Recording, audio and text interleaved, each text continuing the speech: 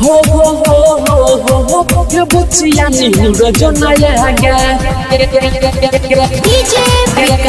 buciya ni huro naya ga huro naya ga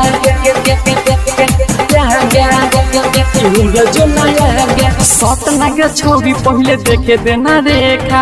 करो न छै जानकारी हमरा लेखा सट लगे छौरी पहले देखे देना रेखा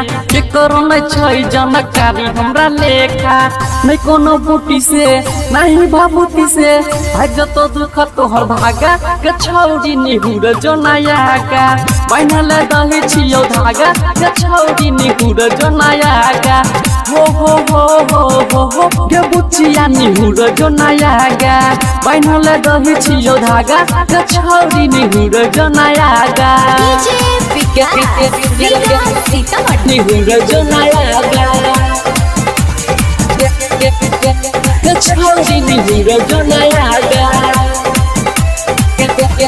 अंतर मंतर जादू जंतर सब कुछ जाने छी अंध भोगी संध भोगी बाबा हम माने छी अंध भोगी संध भोगी बाबा हम माने छी अंतर मंतर जादू जंतर सब कुछ जाने छी अंध भोगी संध भोगी बाबा हम माने छी लाहे लाहे ठीक करबो तोहर परेशानी कहे छियो बात तोरा मरद ले खानी लहे लहे ठीक करबो तोहर परेशानी कहे छियो बात तोरा मरद ले खानी लगे इधले हाथ से मोहले हो जतो दुख तोहर आधा के छौरी निहुर जो नया गा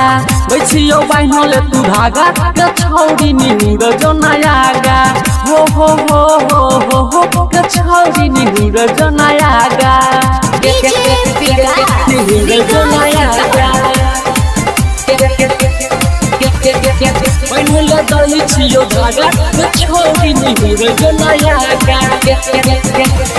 राइटर चंदन के बुझ नहीं तू हलका गाँव नगर गली में छै खाता हलका गाँव नगर गली में छै खाता हलका राइटर चंदन के बुझ नहीं तू हलका गाँव नगर गली में छै खाता हलका के बेर में ठीक होके जेबे तू कूद नंबर 1 दादा छिए बात कनी बुझत एक बेर में ठीक होके जेबे तू कूद नंबर 1 दादा छिए बात कनी बुझत पिंटू दीवाना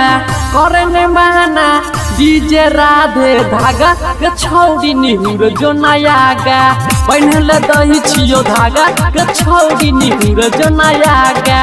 हो हो हो हो हो हो के बुचिया निहुर जो नया गा बहनल दही छियो धागा के छौरी निहुर जो नया गा।